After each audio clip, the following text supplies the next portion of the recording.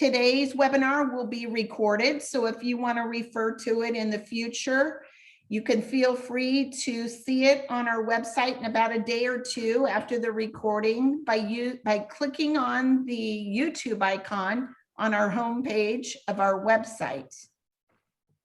And with that said, I'm going to pass it to Jody. Hi, my name is Jody. I'm the career counselor and career liaison for the College of Arts and Humanities, also Kremen School of Education and Human Development. And it's my pleasure to introduce our wonderful moderator, Jan Edwards, today. She's a professor here at Fresno State. She teaches within the MCJ department. She's also an owner of the Jan Edwards Marketing, which helps organizations like Central California Women's Conference to raise millions of dollars that help our local economy. So thank you so much, Jan, for volunteering to be our moderator today. Thank you. It's a pleasure to be with y'all today. And boy, we got a power-packed power broker panel for you guys. We know that sometimes it's a little daunting getting that first job right out of college. And you think, and I'm sure your parents are saying, well, what are you going to do with a degree in philosophy? Or what are you going to do with a degree in photography? Well, guys, you're going to find out what you're going to do, because these four folks have walked those trails before you, and they're going to share just what you can do with your fabulous Fresno State degree. So without further ado, I'd like to introduce you to our panel, and we're just going to go around and they will kind of introduce themselves, and they're going to tell us what their undergraduate degree was, and then they're going to pivot to share what they're doing now. So we're going to go start with our gentleman, our lone gentleman on the panel today, and he is with a company we all know and love. I was passing on the freeway the other day and I saw a bag up on the bank, and it was the circle, the red circle. And I'm like, it's Target. So even on the freeway, when you see, stuff we need to be picking up, don't be a litter bug. We see Danny's company. Danny, welcome. Could you tell us about your degree and where you are now? Absolutely. Good afternoon, all. Thank you for having me today. My name is Danny Avina. I graduated from Fresno State class of 2012. I graduated with a degree in philosophy. And in my current role for Target, I'm a human resource business partner for District 213. Nice, nice. All righty, Miyaka, could you share with us that $50 million grant company, the hottest buzzword in the Valley right now? Hi, yes, I'm Micah Hardcastle. I am a senior project manager at Bitwise Industries. I work for our tech consulting division. So that is software development. We make apps, websites, the whole gambit. But I graduated from Fresno State in 2012 with a photography degree. With a photography degree, students, I hope you're listening to this. We got philosophy, photography. All right, Miss Brandy, a woman after my own heart who is a professor. Share with us what you're up to. Good afternoon, everyone. My name is Brandy. My pronouns are she, her. I am currently a graduate student at Fresno State. I will be graduating next month with my master's in higher education administration and leadership. I also currently work at the student cupboard. So here I am, I'm on campus with COVID times, and here with my staff, or our team here at the student cupboard, providing access to hygiene, food products, and also diapers for students that need access to those diapers. I graduated from Fresno State with a bachelor's in sociology in 2017. And that is my story. I also currently serve on the Student Health Advisory Committee at Fresno State as a volunteer. And I'm also currently wrapping up my research thesis on student parents at Fresno State. So I'm thrilled to be here with you all and to share a little bit more about my story. Thank you, Brandy. And last but not least, we have the fabulous Miss Priscilla Ruiz. Priscilla, did you get bounced off? Are you here? I think we just lost her, Jan. Okay, we lost her. She'll be back in a minute. All right. Well, Priscilla's got an amazing story too, and certainly her degree. I think it's going to be fascinating for you guys to hear how she pivoted and used her degree to get to where she is today. So when you guys, I want you to go back down memory lane a little bit. And I want you to think about when you were in college. And could you share some experiences, Danny, we'll kick it off with you, that when you were in college that have helped you in your current job there today at Target? What are some experiences you had? I would say there's a lot. I was very engaged and involved on campus, but the highlights that I had is building the relationships that I did with my professors. Looking back, going to those office hours and connecting, developing those networking abilities, and as well as even connecting when they had D&I events on campus. So I forgot to mention at the beginning, but I was also part of EOP and Summer Bridge as well, integrating into campus, so that helped out a lot. But just utilizing the resources that we had with the professor office hours was something that I truly took advantage, and that helped me out longevity-wise to build those network connections. Nice. Brandy, I see you nodding your head. Could you share your experiences on campus? Absolutely. Yes, I was definitely nodding my head as Daniel was speaking. For me, I have two different experiences to speak from, my undergraduate experience and now my graduate experience. And to be honest, my undergraduate experience, I was not engaged. I was not active at Fresno State. I was very much focused on my studies and working. I was working part-time at Fresno City College with the Extending the Class program. It's within the tutoring center. And so I was very much like driven as far as I wanted to do well in my classes, and I wanted to, earn my money and get some experience at Fresno City. But at the same time, I look back on it and I could have utilized more of those office hours, right? I could have connected with my peers more. Although I had some phenomenal colleagues, I think I could have put myself out there a lot more and really gained more from the college experience. And so I really took that to heart. There a lot happened between my graduation and then now going back into graduate school, where I transitioned into an adjunct faculty role. And then I unexpectedly got laid off because I didn't have the correct education, which led me to my master's degree. And so now I said, okay, I want to do this different. And I want to be more immersed in the college experience. I want to get to know folks. Networking was a really hard thing for me to do because I felt like it was very transactional, and I'm a first gen student as well. And so I just didn't understand, what are office hours? Like, oh, you can actually just go in and hang out and talk and get to know your instructors. And those are the things that I learned from my previous experience, and I applied now as a graduate student to help, immerse myself in the college experience and get more from the experience besides the academics portion as well. Nice. Thank you for your candor on that, guys. All righty, Amiaka, how about you? What kind of experiences? Yeah, similar to Brandy, I was hyper focused on my classes. I literally, before a semester, would go to campus before classes start and map out, like, I park here, so I go here and go here and go here, because outside of my classes, I had just taken over ownership of a photography studio. So I was thrust into the world of business ownership. So I was hyper focused on just going to class, getting it done, and graduating. In hindsight, if I would have treated my professors as partners, that would have been invaluable. I had such guidance and leadership from Julia Bradshaw, a professor at the time in photography. She was such a partner and an avid supporter of helping me focus on my career while also being a student and having that success. But networking, definitely, Brandy, in hindsight, would have been invaluable. And it's not the networking you think where you say, hi, I'm this person and I do this, right? It's just really sharing your story and what your interests are, because you never know that the person sitting next to you is like, hey, I actually know someone in that field. Or it's really just connections. And I think, to me, it felt so much more formal than it actually was. Networking and the relationships that I formed with my professors, it felt like everyone, like, we had to keep that distance, and that those relationships were kind of like unattainable, but really your professors are your partners and your advocates, and will champion your success inside and outside of the classroom. I love that. And your professors as your partners. And I'm sure you, Brandy, have experienced this too. Oftentimes students do not take advantage of office hours. I could count on one hand, guys, how many students have reached out to me this semester to have office hours. Even though we're virtually, we still have office hours, Danny, you were ahead of the game on that, right? You took advantage of getting to know your professors, and it sounds like you treated them as partners. So that is pretty awesome. I noticed in the chat room that somebody asked if clubs are free. Absolutely, clubs on campus are free, guys. And the Career Development Center, you pay for for their great services through your student fees.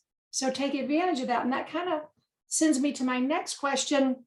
When you guys were in school, did you actually take advantage of some of the resources other than your professors, but things like the Career Development Center, things like that? Danny, you want to talk to that? Yeah, I took advantage of the career services when there was a lot of mock interviews, a lot of interview prep, and just getting a perspective of what that looked like, as well as like from my interpretation of what my resume looks and getting a second read. But the counseling service, I took a lot of follow-ups from counseling service for career development to plan either if I'm going to continue to get my master's or go into law school, what that look like. So definitely took a lot of advantage of that stuff. And as well as like, I forgot to mention, but even in the clubs, like when I was on campus, I was very, very involved with organizations for ASI and Greek organizations that the leadership roles that I took in those organizations built me as a leader that I am right now, that I utilize those skills that I'm applying till today. Exactly. And guys, you can all run for seats on ASI. I mean, it's a fun experience. Miyaka, how about you? Did you take some advantage of some of these great resources? I didn't, because I was so hyper focused on what I thought I needed to do to finish and finish strong. And I had on blinders. I thought that if I keep these blinders up, I'm not going to be distracted by these other things. But again, had I known or looked at them differently, they weren't distractions, right? So I thought, wanting to be a photographer since I was a kid, that meant I had to do step A, B, and C, right? And so I didn't explore the other avenues or other types of clubs or partnerships that would add to my skill sets and add to, career building opportunities.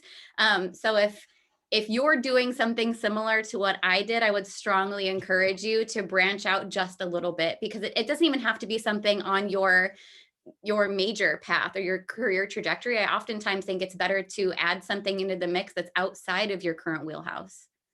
I totally agree with that. Totally agree with that. You don't want to be one-dimensional in today's world, right? It's so important. Randy, how about you? Now, you sort of said you didn't when you were an undergrad, but now you are totally as a graduate student, right? Yeah, I'm definitely approaching this from a different angle. I believe, I want to make sure I'm saying your name right. Is it Micah? Micah, yes. Micah. Okay, perfect. So like Micah, you mentioned something, viewing your professors as partners, and sometimes one of my biggest things, and I'm going to talk about my transition out of undergrad into the professional world and then to grad school, was I had this idea that like things happen in a linear fashion, right? Like that I would graduate, get a job, and then things would just naturally fall into a very linear progression. That was not my case. A lot of unexpected things happened, right? I got married around the same time I graduated. I got the adjunct faculty position, was loving it, and then I got laid off, right? And so that was definitely a big learning curve for me, because then I was like, well, what do I have? Like, what is it? What are the resources that I can lean on? And to be frank, I did not want to go back to school at that time. I was like, no, I don't want to do with higher ed. And the things kept pointing me in this direction, right? When I finally found my program, HEAL, it had the values, it had the fostering the curiosity for learning that I gravitated towards. But the resources that I've taken advantage now as a graduate student, well, let me tell you, so Career Development Center, I've been there. I could probably use it more too. Even just before we logged on, I was like, I still need to work on my LinkedIn profile, and I need to get all these things going. And there are folks that are trained to help us with that, right? I actually lean on the Cross-Cultural and Gender Center. They offer different trainings, webinars, things to help boost your professional development. There are some things you can attend that will get you certificates that you can add to your resume. I also am involved with the Student Health and Counseling Center, one as a student that receives counseling, because times are crazy and we should all prioritize our mental health and well-being, but also all the different medical services that are provided through the Health and Counseling Center. I also volunteer there as well. And so I think there are opportunities that maybe I didn't think of as an undergrad that are available that I just maybe didn't actively seek out. I also started getting more involved in clubs, and I actually served as an executive board member of our Graduate Student Association this last year. And I want to express that involvement in clubs is something that it provides a wealth of experience that are transferable experiences, these leadership opportunities as well. And also just various like programs that offer different webinars and series that serve a different sources of resources, right? Some of these organizations through Kremen School of Education, for example, will host different webinars that will allow you to, again, receive some type of certificate that can also boost your resume. And also, you know, I think increase a sense of belonging and understanding of things that are just going on at now. So although it's maybe not a direct resource, it is something that is more of an indirect experience that supplements the college experience. Absolutely. Thank you. I know, Jody, do we have a few questions here coming in? On the chat, did you see some? Basically they were just talking about club organizations, becoming involved in them, so, and whether or not they were free, things like that. Good, good. Your careers are all very fascinating to me, and the way you have taken your degree. And I think what Mika said about a linear, she looked at it as a linear. And then, you know, Brandy's just talking about the, can y'all kind of tell us the trajectory of your journey from when you graduated to where you are now, the other jobs that maybe have been stepping stones to get you? Mika, you want to kick that off for us? Yeah, so as I said, I had just before my graduation, I had taken over ownership of a photography studio, which I thought, perfect, this is what I'm getting my degree in, right? Why wouldn't I love this? And I quickly learned that business ownership, or at least taking over someone else's business, was not what I wanted to do or what I felt my skill sets were geared towards. And so a friend of mine who I had met at Fresno State, who had changed her major 7 times before landing in art, so a great connection to have there, she let me know of an opening at a marketing and design firm called Bertz Rosa Strategy and Creative. And so I started there, I believe in 2015, and was there for 5 years, kind of working my way up and my skill sets and career path there. I started out as an administrator and worked up to being a project manager / business manager of the company. We leased office space in Bitwise South Stadium. We were one of the first tenants there. And so I got some insights into what Bitwise was, right? Because nobody knew, right? When we were doing designs for their grand opening, we had no idea what Bitwise actually was. We just knew that we were renting space there eventually. So getting to see that company grow from an outside perspective was really, really interesting. And I felt myself kind of gravitationally being pulled into that ecosystem. And so with my skill sets and my degree in art, I thought, well, I'm probably geared towards their marketing team, right? Or their brand team. That kind of feels like it would be right in my wheelhouse. And it was a super surprise to me when the technical consulting team reached out to me and said, hey, we are super interested in your project management skills. And I thought, that's nice, but I don't know how to like set up my laptop at home. Like, I don't know anything about technology. Like, lines of code just look like a foreign language to me. There's no way I can do this. And they said, hey, we're not interested in if you can or cannot write code. We can teach you technology. We can teach you how to get in front of a customer and speak tech. We're interested in the skill sets that we've seen you cultivate through your time, you know, partnering with us. And so I thought, okay, like, what have I got to lose? I'm at a job that I like, but sure, let's, you know, shoot my shot. And the interview process was the most bizarre thing I've ever experienced in my life. I left there thinking, oh, I totally bombed that, because in hindsight, I saw that they were getting to know me as a person.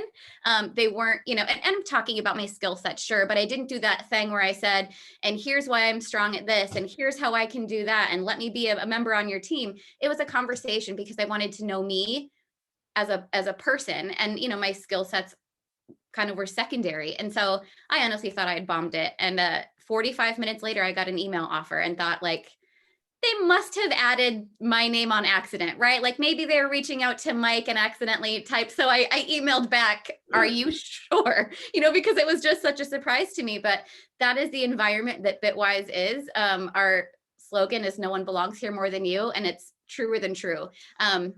which is why with this $50 million funding, we're able to spin up our apprenticeship programs that get folks training. And so if you're a solid human being, that's what we're interested in. And it really just felt like this is too good to be true. And this is way far from what I ever thought that I would do.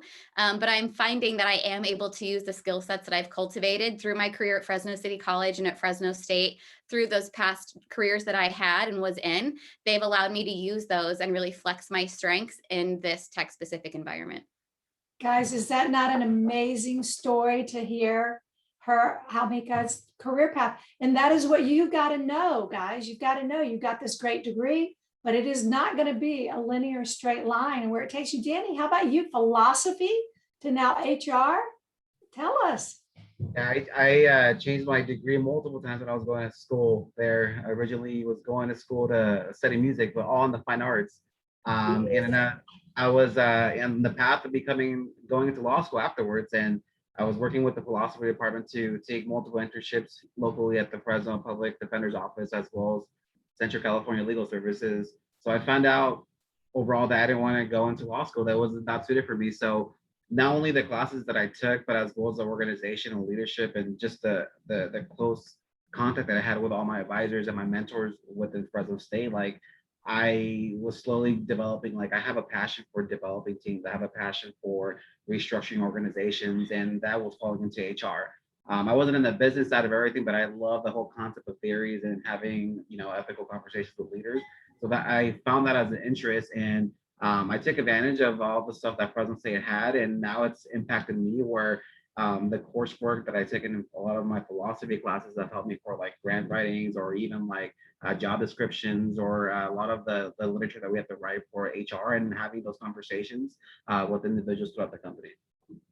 Isn't that fascinating, guys? I mean, it is so awesome how life goes. And when I saw your philosophy, I thought, well, yeah, that makes sense, but you wouldn't think it right out of the chute, right? And Brandy, you now. Non-linear for sure. Yes, 100%.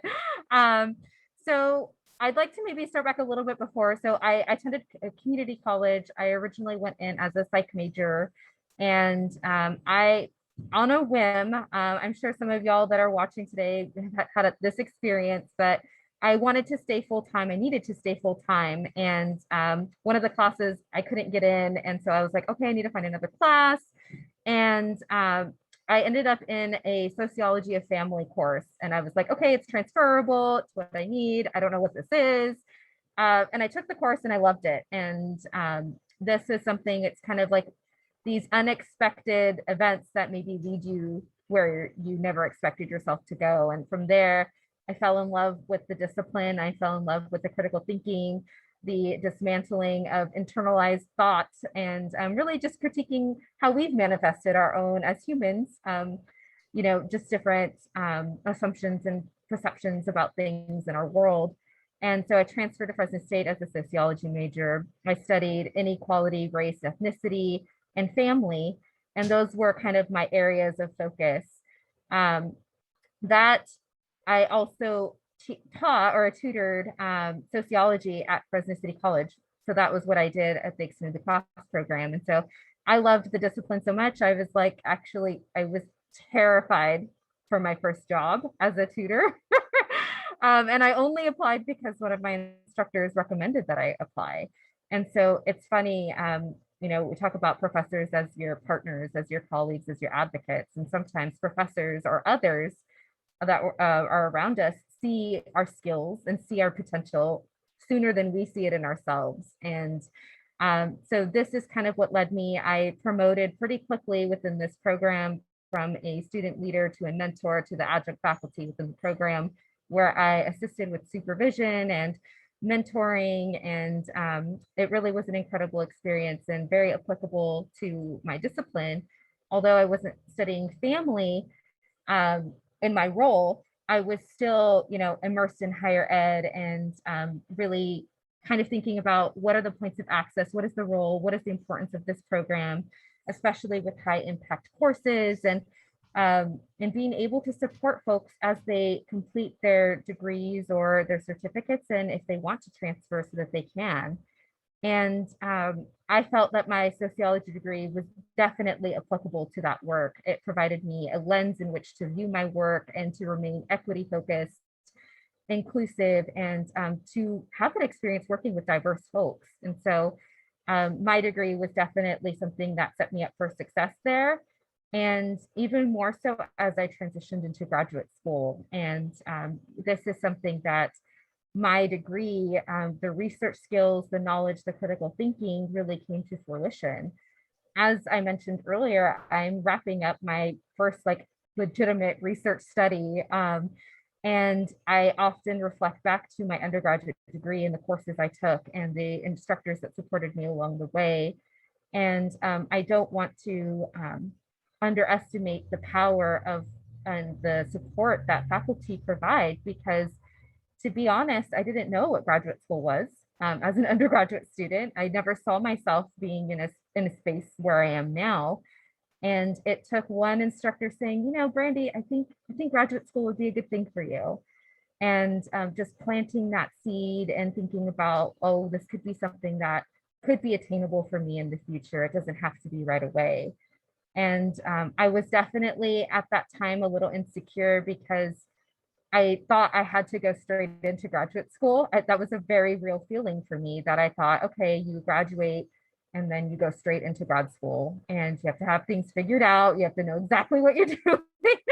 And I realized that everyone has their own paths, right? There's some folks that are, you know, going back to graduate school, they have children, they're working full time. Like it's definitely something that's different, right? It's everyone that is here at different points and times of their life.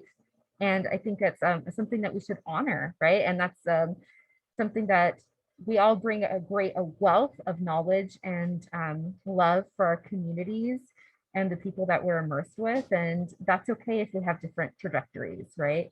So that's kind of what led me here. I had a bunch of different kind of jobs throughout the process. I worked within student involvement for a brief time. Now I'm here at the cupboard.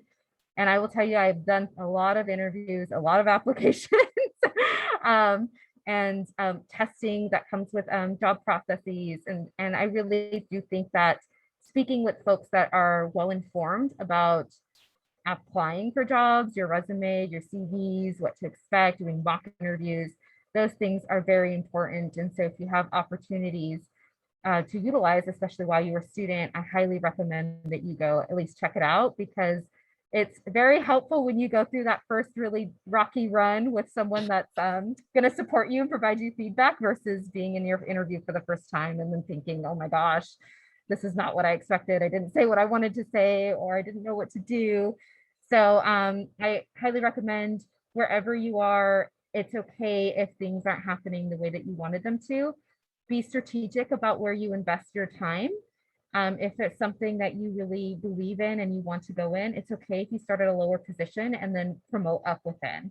That's okay as well. So that's a little bit of my trajectory. Exactly, guys. And we've all had these circuitous routes that have gotten us to where we are now.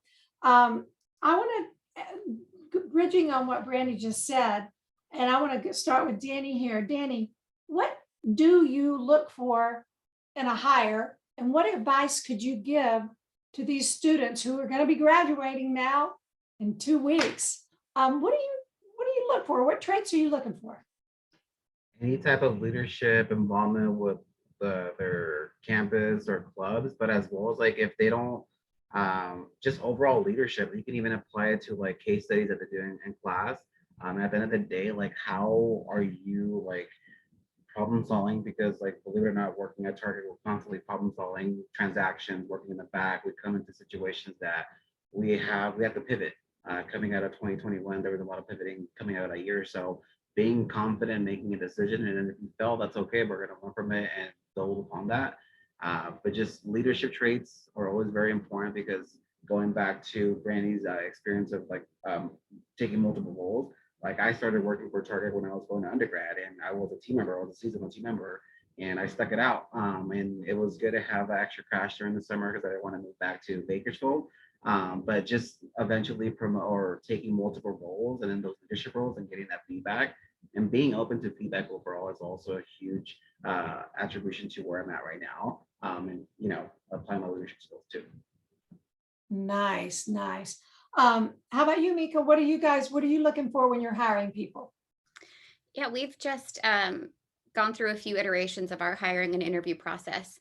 Before it was, you with one of our CEOs or a direct lead, and now we're interviewing across teams, right? So we have a variety of divisions at Bitwise Industries. And so when I'm interviewing for a project manager at technical consulting, yes, sure, your skill sets and management are important, but it's important for us to see that, are you teachable and coachable? Are you willing to be trained, right? So my project management skills are what Bitwise was interested in originally, and those transfer across industries.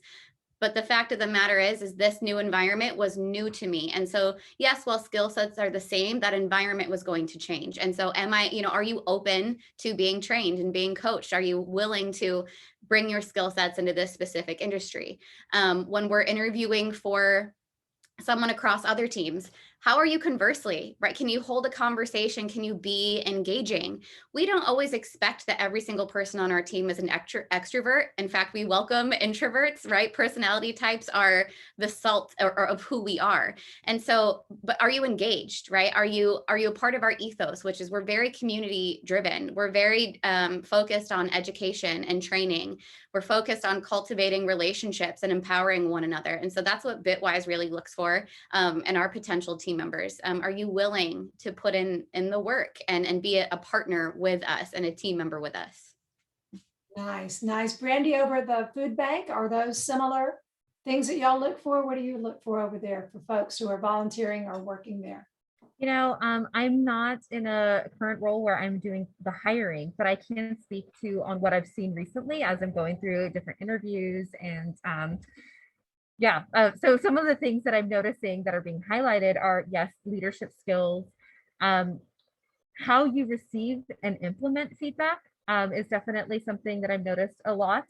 Having that growth mindset and being able to learn how to pivot. Like I think 2020 has definitely highlighted the need for understanding pivoting and learning how to be flexible and adjust.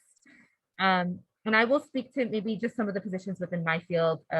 Caveat, like I'm looking in higher ed, community-based organizations, and a lot of the things that are coming up, similar to Mika's point, is do you fit in with the ethos of these companies? Do you fit in with the values? Do you have thought processes through your comments or your actions that reflect, a centering of community, that reflect a centering of acknowledgement of, different values that are articulated through that company? And so one of the biggest things is to be able to understand what those values are of the company so that you can make sure that you're in alignment, right? That you reflect, it is a process of them trying to find someone that fits into their culture, but also for you, right? This is something where you all have to see if you're all good a match, right? So I'm definitely some of those things. When I did hire student assistants, we were definitely looking for someone that could be a part of this team. Like collaboration is definitely an important aspect of working in positions, and learning how to communicate with your team members and learning how to problem solve as a group. And also learning how to have like those difficult conversations when they happen, right? Like when there is conflict that does arise, and learning how to be able to come from a place of respect and being able to problem solve those things collectively. So those are the things that, I've seen in interviews and have questions that asked around those, but also when I did hire, the things that we were looking for as well.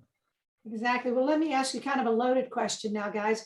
Do you feel, Danny, when you interview or your team interviews our grads, do you feel like the majority of them are prepared? They have done their homework, they have done their research on your company, and they have an idea of what your culture is like, what the ethos is like within your org? I would say the majority of like the applicant pools that we get, the experience and the interview experiences are amazing. I think the biggest differential is we are our biggest critique of ourselves. So when it comes to like interviewing, we put ourselves down and we overthink or overanalyze when we interview. So, I always tell people, like, the only competition that you have is yourself. Like, once you get over the outcome, like, everything will go well. The caveat is, like, if you do the research, and then even going back to Brandy's point, like, do you see yourself working for that store, that culture, the mission statement, and that will come along. But overall, the interviews, yes, it's just the confidence aspect of overcoming yourself.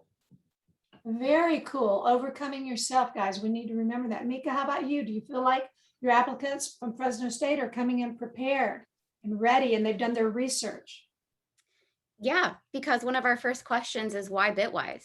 Why do you want to work here? Right. And so we're looking for things outside of just, I saw you on the news. It looks like a cool place to work. You have Ferris wheels in your parking lot sometimes. Right. But why do you want to work here? Right. Because we have to be just as good of a fit for you as you are for us. And so I think it's important, if you're not prepared to talk about the company you're applying for, you should be. You should want to work for a company as much as you want them to want to hire you. And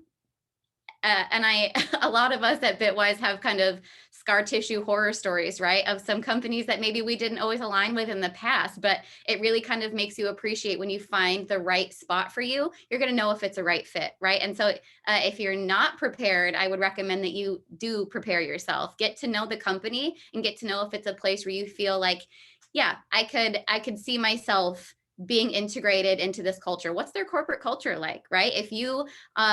If you're down for happy hours with your employees or your coworkers, that's important. If you're kind of working in a more rigid space, or you like your quiet time, those are things to figure out. What do they do for the community? What do they do for their employees, right? Like, what is this place like? What are they about? And so for the majority or the most part, a lot of our applicants have been really well versed in who we are, and not just reciting back to us who we are, but a full understanding of what the culture and the ethos is for us at Bitwise. This is so great to hear. Brandy, do you share that with folks you've been interviewing when you were hiring student assistants and whatnot? Yeah, I mean, I think Daniel and Mika have definitely hit a lot of the important things that came up for me when I would hire. So I definitely think for me, as I'm still in the job market applying, I reflect on the value and importance of those mock interviews, learning how to articulate what your values are. That is something that is very important and that will come up in all of your answers, right? Mika, you definitely highlighted not just reiterating what the company mission statement is, or their values or their goals are, but how does that align with who you are as a person, and how can you articulate those things? That takes practice, right? For it to come out authentic and genuine. And so I would definitely recommend, if you have not reached out to the Career Development Center, to at least connect with one of the staff there to help you experience that and to help you hone in on, to Daniel's point, not selling yourself short. All right, we all have something incredible to bring to these spaces. It's just being able to figure out how that translates into these positions. So I highly recommend checking out the Career Development Center. I agree. And thank you, guys. That's so cool for you students to hear that. Yes, folks are coming in prepared. So you need to be prepared, like they have just shared with you. Well, now we're getting some chats from some of the students, and they want to know what your typical day is like. Danny, could you kick it off for us and tell us what is a typical day like for you at Target, all of our favorite stores? Absolutely. So my role is the HR business partner for the district. So all the stores from Fresno, Clovis, Selby, and then recently even up to Tracy. So just overseeing all things within the HR pyramid, from staffing, making sure that the stores are properly staffed and what that looks like going into holiday season. And in leadership, focusing on development. We have a passion for all things like building academies and focusing on team members, coming from a position where I came from. I was a team member to now to the position I'm at. I love to share that story and build career opportunities for individuals too. So focus a lot on development and mentoring individuals. A lot of the compliance aspect too. I deal with a lot of local as well as state laws to make sure that not only we're protecting the team members, but as well as the company and the brand. And recruitment goes into play as well. How we're sourcing for external talent, what does that look like in our mix in our stores? So all things HR. One of the things that I love doing most is the outreach aspect and more to the community, and challenging some of our leaders to make sure that we're involved in community service as well as like in boards and what that looks like. So everything from HR wise, from staffing, recruitment, compliance, to even making sure that our stores have the best schedule. So whenever you guys go to your nearest Target stores, that you guys have the best experience and the safest experience in our stores as well too. So you got to dabble in the legal side of it. You said you had a love for law. So isn't this great how it's all kind of parlayed into what you do on a daily basis? Mika, how about you? What is a typical day, or is there such thing as a typical day at Bitwise? Yes and no. You always kind of have to expect the unexpected for a project manager or a senior project manager in my case. So it's the dance between being a client liaison and a liaison for your team. So not just other project managers, but our team of developers. So it's constant communication. Communication is one of those lifelong learning skills. You will use it and mold to it and adapt with it every single day, especially in a project management environment. None of our clients are alike. They range from personal investors who have an app they want to create for social media from, Fresno Unified School District, right? So the clients are vast. So it's making sure that those communications are strong, but also making sure, a project is on budget and on time. We really are a shield for our developers. They're the bread and butter of our company, right? They're the ones who are actually making the products that we get to ship to our clients. And so being an advocate and a support for them, eliminating roadblocks, making sure that they have everything they need to do their jobs well, whether that's a standing desk or a quiet room to work in, we're their advocate. Back in the days when we were in the buildings, we were also kind of community liaisons and enthusiasts, right? So if you're in a cafe in South Stadium and someone wants to come in and say, who's Bitwise? Generally, one of us is going to say, well, let me give you a tour. So we're also, we say evangelists, right? So we're just kind of at the ready to be informative and engaging with community members. So it really is different day to day. Every day. And it sounds fascinating. Yeah. And how about you, Miss Brandy, over at the food bank? What's a typical day there? Yeah, similar to Mika, it's kind of there are typical days and then there are not so typical days. So our primarily what we do is we provide food, hygiene products, diapers, some children's products to our Fresno State students and their families. But we also we have to, because of COVID times, we're not letting anyone in the building. So we have to accept donations, we accept our deliveries, we package everything, and we have to ensure everything's restocked, ready to go. We also have to ensure that folks are signing up for CalFresh outreach. So we have a full-time faculty or full-time team member that's also working on that. Our team does a lot of different things. It's not just the cupboard part. Some of our team members also do some food security and food nutrition, food education, nutrition education. Sorry, that's not my role, but so we're doing a lot of different things, and it just varies day to day. Some days we'll get thousands of diapers delivered, and we have to figure out how to accept all that, where it all goes. But we also are answering these questions that come in. Are you still open during COVID? How do I get access to this? Or is there someone else that I can be connected to? So we're definitely doing a lot of that. But for those folks that are maybe considering graduate school, I also want to highlight what this looks like for me today. Please. Yeah. So on the days that I'm not working, right now, I'm currently doing my thesis work. Not everyone does a thesis, so it could be different, but I'm doing lots and lots of writing. Right now, my draft is over 100 pages. And so spending a lot of hours devoted to writing up everything, collecting and analyzing my data. I also attend a lot of webinars and meetings. I'm part of a research study team that has folks across the nation that are focusing on student parents in higher education. So there's a lot that goes on during the day. A lot of Zoom meetings, a lot of, I also have my classes, right? So I have 2 classes that take place once a week in the evening, and they're synchronous courses. So last semester I was on Zoom from 4 to 10 p.m. So those are long days. So if folks are considering graduate school or interested in graduate school, feel free to connect with me. I'll definitely put my information in the chat box. But if you have questions or want to know a little bit more of what the graduate student aspect is like, especially when you're still working, or if you have other obligations, family obligations, I would love to, talk with you and to provide you any additional information that would help you in that process of deciding if you wanted to do grad school or not. Great.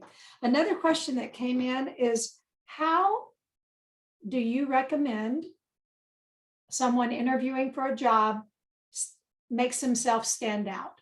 What is the one thing you would say when you've been interviewing and you've been like, wow, this person blew me away? Danny, have you had that experience where somebody did something over and above, or something that you were just like, I got to hire this person? My thing is like your elevator pitch in the beginning. Like once you introduce yourself and you make it personal versus very robotic, and you just connect it with like what your ambition about, the elevator pitch is always like the selling aspect to the interview. Exactly. How about you, Mika? For me, I would recommend that you know your strengths, also know your weaknesses. We don't consider them to be weaknesses as in something that is negative, but something that you need to work on and can hone in on, right? So know those things about yourself and then demonstrate how, right? So interviews, I think, are moving less towards what are your 3 strengths and your 3 weaknesses, but more about tell me about those strengths. How do you utilize your strength in communication on the day-to-day? And don't just say, oh, I'm good at interpersonal communication. Tell us how and be engaging in your interview. Nerves, we can see past that. I can totally see past if someone was just nervous. 100%. And you probably will be, right? No matter how many mock interviews you have, when it comes to the real thing, you're probably going to be nervous, and that's totally okay. But we're going to be able to see through that, right? Like, it's all right. This person is nervous, but they were able to still communicate. Like, here's how I'm a strong collaborator, right? Not just say, I'm good at collaborating with teammates. Tell me how and be engaging in that, right? So less of that awkward cricket, like, cool, so you're engaging. Really, kind of don't leave it hanging and floating out in the air. It can be difficult if you're not good about talking about yourself in that way, right? Where here's what I'm good at and here's why I'm confident I would be great on your team. But we can suss that out, right? We can say like, yeah, you know what, they did kind of leave this thread, but definitely it's super apparent to us when someone feels that they can be engaging and demonstrate their skill sets that they say that they have during that interview process. Absolutely. Selling yourself in a very sort of subtle way. I love it. I love it. How about you, Miss Brandy? What has made somebody just pop? I did. I'd like to interject, if I could, what Micah said, and right on the tails of what she just said. I deal with the employer. I'm a part of the employer relations team as well. So I deal with a lot of the employers in the community. And the one thing that they're gravitating to that students aren't prepared for is what we call behavioral-based interviewing. And it's the STAR treatment, right? Situation you're given, what task is it? What action did you take to get the results that you have? So true in that behavioral-based interviewing is the future and where we're at today. So yes, our students need to be prepared to interview that way when they're talking to you all as employers. If I can add more to the situational base, I actually did an interview this morning. Is structuring your interview too from the who, what, where, when, and why, and just creating like stories, like a set of 5 or 6 stories that you have, and eventually you can cater that question to whatever stories you have, but just having that structure and organization just to make sure that you're going into the interview and you can compare and contrast those questions. Love it. Love it. Brandy, same with you, or do you got to have an example for us, a specific? Yeah, I mean, I think all the colleagues that are in this room have highlighted a lot of those points. To Daniel's point, thinking of those stories, I want to emphasize that your story doesn't have to be professional work experience. It can be in so many different things. It can be volunteer, it can be in the classroom, it can be personal life. Think creatively about these examples and articulate them authentically, right? And demonstrate how, if there was a mishap, how was that a learning opportunity, and what did you do after to actually do better next time? So that would be the only additional thing I would say, is when you're crafting your stories and your examples, to think creatively. It doesn't have to be paid experience. It could be other things as well. Exactly. And thank you, Sheila, for hopping in on that. Behavioral-based interviews. And guys, if you're sitting here still thinking, what? I don't get it. The Career Center will totally share with you the STAR and how to, right? Sheila, you want to give a plug? Absolutely. And we also have the Career Success Guide on our website, on our homepage, and I'll put that in the chat box where you can learn about behavioral-based interviewing techniques. So we have a great resource as well. So yes, come to the Career Development Center and we can walk you through it. Exactly. And guys, I've had students who've done the mock interview that Danny talked about, the whole taking advantage of that. Guys, they got hired. They got hired. It was a tough, big open field of people interviewing, but these resources that we have, we can't share enough, All right, well, guys, we're kind of getting down to the wire. So students are saying, what's one piece of advice from each one of you? We've got a philosophy major, a photography major, a social science major. What's your one piece of advice you want to give now to these fabulous graduates coming up? Danny, you want to kick it? I would recommend building your board of directors, either a mentor, what that looks like. A board of directors, a group of people that you strongly trust that gives you one feedback, direct feedback, one person or professional that has a profession that you don't have or an interest or a niche, that you have a group that you surround yourself with positive people that push you. So either if you don't have a mentor, if you can build your board of directors, like develop that relationship. So when you're getting ready for that interview or you have that interview, you get follow-up feedback or you can practice with them. So definitely coming out, building your board of directors. I love it. I love it. Mika? I would say pay attention to your life essentially leading up to this, right? Whatever your major is, there are things that you like, right? That you gravitate towards in your personal life. And those things are building your skill sets and they're building your character. So they might not even be obvious, right? But things that you're geared towards in your downtime, if you like writing or if you like tutoring or mentoring, whatever, these things are adding to your skill sets and your buckets of experience, right? So again, non-linear, right? I was so hyper-focused on everything has to be art. I ignored my interest in writing and in English, right? And I ignored other interests because I felt so hyper-focused on this one thing. My first job at a gas station, right? Like I'm learning communication skills, I'm learning time management and budgeting and things like that. And they matter, right? And just pay attention to those things as you're continuing your education and your career path and then beyond, right? These things matter to who you are as a person, they matter to you. And that's kind of ultimately what you want out of a career, right? Things that matter to you that might not be top tier skill sets that you think you might have, but definitely inform what you like as a person and what you're going to be geared towards later on in a career. Love it. Sage advice. All righty. And Miss Brandy. Mika, I felt like we were on the same wavelength there for a second. I'm going to elaborate. Well, actually, Daniel, too, you had my first option as well, but to provide maybe a little bit of a different perspective, in addition to the amazing things that Daniel and Mika have said, I would say, first, congratulations on this incredible milestone. You've made it through a very challenging time. This is not normal. This is not normal circumstances. So I commend you all and I'm proud of you. And I hope that you all are proud of yourselves for making it to this point. My piece of advice, this is coming from somebody that had a job opportunity that was amazing, loved it, lost it, and then was trying to figure out what to do next. It's kind of an extension of Mika's point. And I would say invest in yourself. Invest in yourself outside of academia, outside of work, but who are you in addition to these things? And these things will lead you to where you are. This is exactly what I was thinking of when Mika was speaking. The things that you enjoy, the people that bring you joy and happiness and make you feel good. Really think about those things and think about how that could fit into where you want to be one day.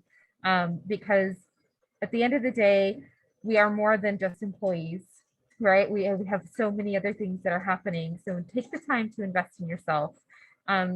Give yourself some love, give yourself compassion, take care of yourself mentally, physically, because these things matter as well. And when you are looking for jobs and you're interviewing, and Mika, you pointed this out, you will be nervous, and that's okay.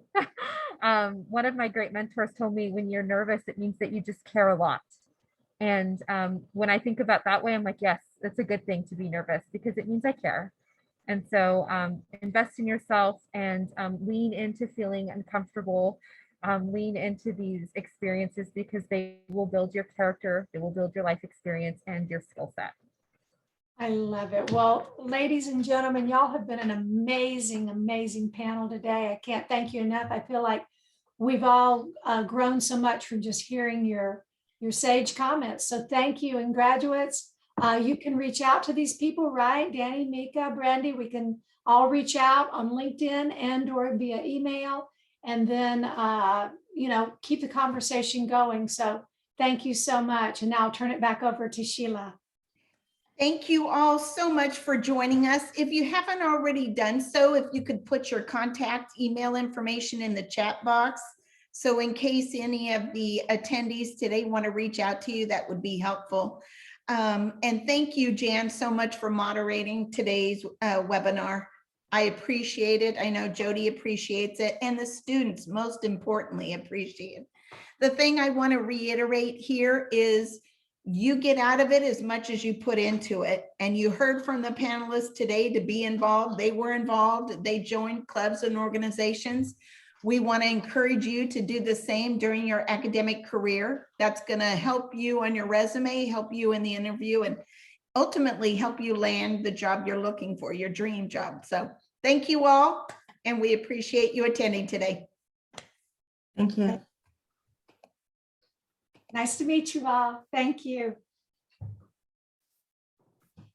Thank you, Jody and Sheila. What a lot of fun. Yeah, well, thank you so much. You are a wonderful moderator.